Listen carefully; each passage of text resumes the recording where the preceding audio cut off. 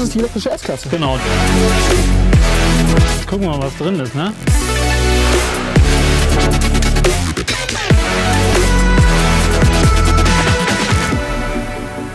Hi everyone and welcome to the second episode of our new YouTube series EQ Enthusiasts. As I promised last time, we're going to meet interesting people and cars. And today is a very, very special day because I got the access to Daimler's top secret proving ground at Immendingen, and I'll meet a guy who pushed our EQ cars to the limits.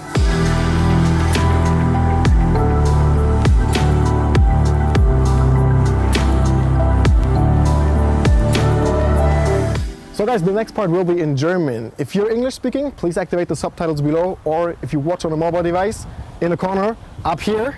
Was denn, mein Lieber? Moin, Dennis, hi. Schön, dass du da bist. Hallo? Ja. Freue mich auch sehr. Vor allen Dingen, was hast du da mitgebracht, ey? Das ist der EQS, den haben wir jetzt hier. Das ist der EQS, das ist der EQS, aktuelles Projekt, an dem wir arbeiten, hier in Immendingen gerade erproben. Wow. Genau. Ich muss mal reinschauen, viel sieht man nicht. Nee, noch nicht. Es ist auch Absicht, deswegen erster Prototyp, viel getarnt. Das ist die elektrische S-Klasse. Genau, die elektrische S-Klasse auf der eigenen Plattform. Sag mir mal die Reichweite, wenn du darfst. Wir haben 700 Kilometer oder bis zu 700 Kilometer im WLTP. 700, ja. Das ist mal eine Ansage. Damit kommst du weit, ja. Wir schauen mal, was wir noch erkennen können, denn ich bin ja so jemand, der will es immer ganz genau wissen und würde gerne mal ins Innere von einem Elektrofahrzeug schauen. Das ist das möglich? Ja, genau. Gedacht, das ist möglich. Das ist möglich. Wir haben es möglich gemacht. Wir haben ein tolles Projekt, das haben die Azubis gemacht, ein EQC, aktuelles Serienfahrzeug mit Freischnitten versehen, sodass man wirklich in die Technik gucken kann. Und da können wir die ganzen Technikfragen, die du noch hast, irgendwie gerne das klingt doch großartig. Das machen wir. Ja. Guys, now I'm really, really curious. Let's go.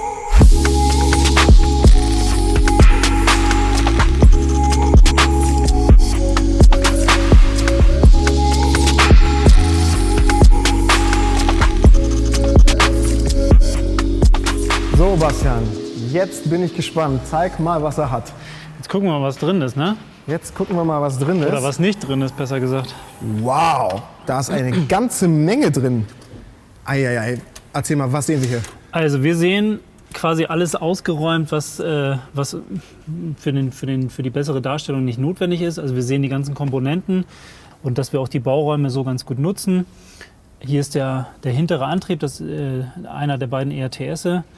Dann haben wir hier vorne die Batterie, die siehst du schon angedeutet. Okay. Geht quasi auch direkt hier los bis nach vorne. Und da hinten, wo normal nichts wäre, da sehen wir die ganzen orangen Hochvoltleitungssätze. Und Antriebsstrang. Hat er nur einen hier oder hat er vorne? Der hat vorne und hinten auf jeder Achse quasi einen. Dann lass uns den vorne mal anschauen.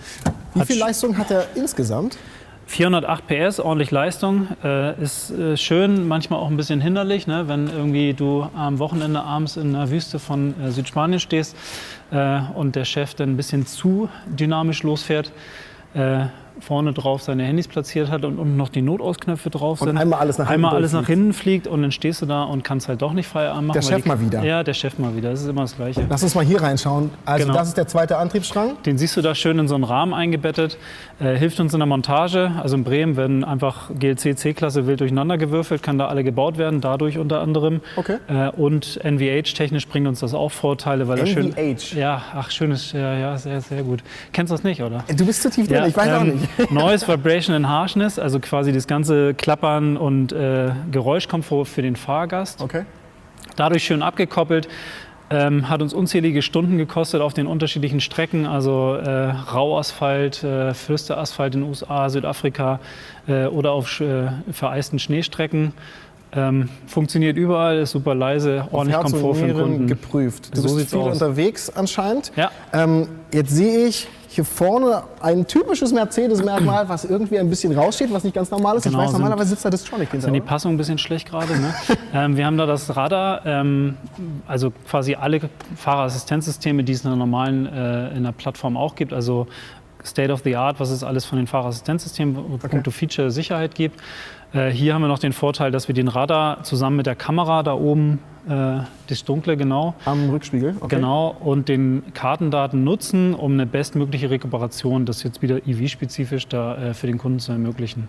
Aber sonst typisch Mercedes bisher? Absolut, Sicherheit, Komfort, alles typisch Mercedes, genau. Was nicht typisch Mercedes ist, ist eigentlich, wenn man das hier benutzt. Bastian. Ja, den brauchen wir ab Der und zu kommt hier vorne rein. Ja, genau, der kommt da vorne Was hat's rein. damit auf sich? Ja, das ist, Den habt ihr mal gebraucht, ne? Den brauchst du öfter, als du denkst. Also tatsächlich ist ja so, wenn das alles noch nicht so funktioniert oder mal ein oder anderer Fahrfehler passiert, wenn du viele Kilometer im Jahr fährst, dann passiert das auch mal. Blöd ist das besonders in Schweden, wenn du dann halt irgendwie auch von der Fahrbahn runterkommst, dann gräbt sich relativ schnell sehr stark ein. Wenn dann der ganze Truppe damit helfen muss, dann ist ordentlich Begeisterung in der Truppe da, aber dann gibt es ein Schneebier abends, das ist auch Ein Schneebier? Ja. Das klingt doch großartig. Ja. So, jetzt will ich eigentlich auch mal die Batterie gern sehen. Ich schaue mal hier rein, sehe erstmal jede Menge Kabel, Genau. aber auch die Batterie. Die Batterie siehst du, genau, wie eben schon angedeutet, das geht hier hinten los vor dem hinteren ERTS und geht bis ganz nach vorne, da wo man sonst seine Füße tief unten vergräbt. Durchgehend möglichst viel ausgenutzt, dass wir eine schöne Batteriekapazität haben, die wirklich für einen typischen Alltagsgebrauch ausreichend ist. Und man sieht aber auch noch das Thema Sicherheit, die ganzen Crash-Elemente da unten. Also wir sind auch mit der Batterie sehr sicher unterwegs. Batterie muss geladen werden, passiert normalerweise dort. Dazu hast du bestimmt auch noch eine Geschichte, oder? Genau, Geschichten gibt es ja viele. Beim Laden war es so, wenn wir mit den Fahrzeugen, Prototypen ordentlich unterwegs sind, dann große Anzahl, stehen wir im Prüfgelände in Spanien. Laden die natürlich alle parallel und die Infrastruktur auf dem Prüfgelände hat das vielleicht noch nicht so vorgegeben, sodass wir dann echt einen schönen Hausmeisterschaden hatten, indem wir die ganze Infrastruktur, die Verkabelung in der Werkstatt wie hier jetzt quasi lahmgelegt haben. Die waren dann reichlich froh, als wir weg waren, mussten es dann wahrscheinlich noch ein paar Wochen reparieren, sodass wir dann schnell weg sind. Also ja, passiert halt. Also du erlebst auf jeden Fall mal viele coole Geschichten, kommst Absolut. eine Menge rum, Ja. aber du darfst auch jeden Tag die Autos fahren. Ja. Ich würde ja auch so gern. Ja, der geht jetzt halt nicht, ne? Du siehst ja gerade. Das stimmt, aber was ist mit dem da draußen? Das wäre möglich, ja. Ja? Ja. Lass uns mal rausgehen. Sehr gut. Bastian, vielen Dank für diesen spannenden Tag. Sehr gerne. Für die tollen persönlichen Geschichten, für die tiefen Einblicke in die Elektromobilität. Spitze des Eisberges. Und ja, jetzt würde ich gerne mal mehr sehen von der Zukunft. Genau, falsche Seite, bitte andere Seite fahren tue ich heute. War ja was. Genau. Okay. Guys, I hope you liked what you have seen. If so, click like, share it, leave a comment below, and don't forget to subscribe. I'm really looking forward to the next episode and for this special test drive. Ready? Wow, was ist denn das? Sieht gut aus, ne?